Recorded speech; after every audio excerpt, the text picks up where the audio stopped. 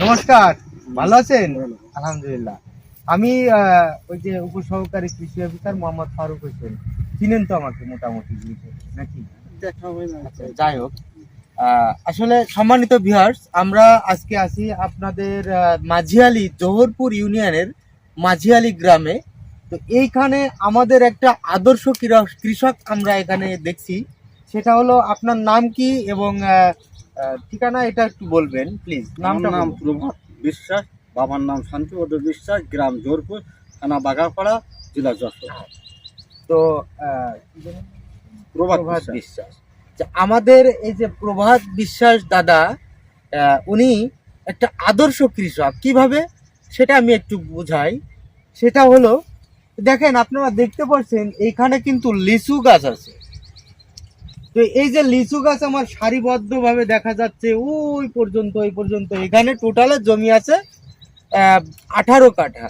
18 কাঠায় জমি আসে ওই আপনার 31 শতক নাকি 33 শতকে 33 শতকে 1 বিঘা জমি এখানে আছে। তো এই জমিতে লিচুর যখন মৌসুম আসবে তখন কিন্তু লিচু উৎপাদন করার জন্য উনি ব্যস্ত থাকবে।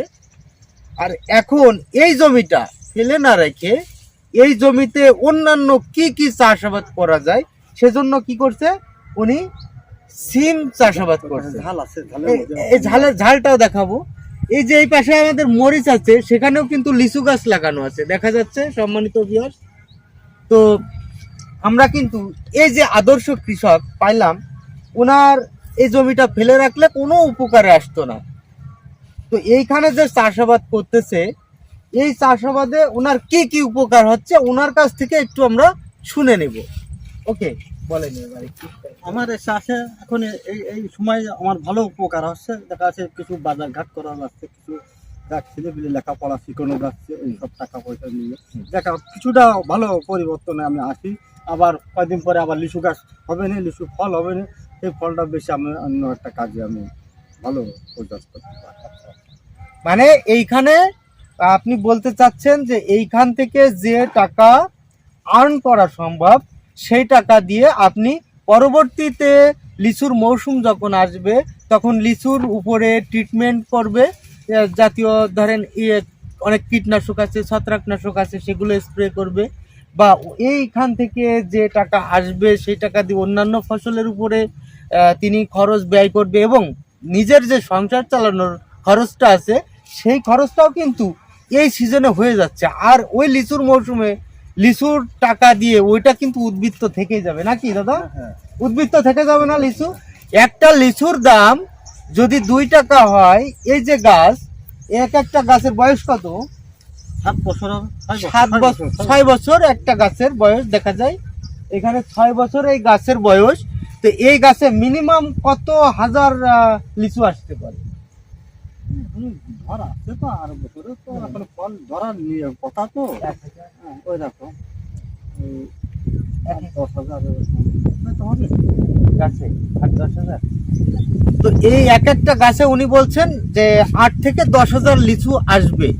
তো একটা গাছে যদি 8 থেকে 10,000 লিচু আসে, তাহলে 2 টাকা করে পিস ধরলেও কিন্তু 8 দুগুণী 16,000। তা আমরা 10,000 এভারেজ ধরলাম, 10,000 দুগুণী 20,000 টাকা। একটা গাছে 20,000 টাকা আসবে। তো এখানে গাছ আছে কয়টা লিচু গাছ? 36টা মোট। এখানে 36টা লিচু গাছ আছে মোট, তাই তো? তাহলে 36 দুগুণ 72 নাকি? 36 দুগুণ 72, তার মানে 7,20,000 টাকা। ওনার কিন্তু এইখান থেকে লিচুর গাছের ওই লিচু দিয়ে বিক্রয় করতে পারবে, এবং সেই আশা ব্যক্ত করছেন উনি। তাহলে ওই যে টাকাটা, ওইটা কিন্তু পুরাই ওনার থেকে গেল। তার কারণ ওইটা তো উদ্বৃত্ত, ওটা মূল ফসল হইলেও এইখানে যে পার্ট টাইম ইনি এটা করছেন, তো এইটার মধ্যে দিয়ে ওনার সংসার চলতেছে, আর ওইটা উদ্বৃত্ত থেকে যাচ্ছে। তাহলে ওনার ছেলে 2টা পড়াশোনা করাচ্ছেন, তাই না?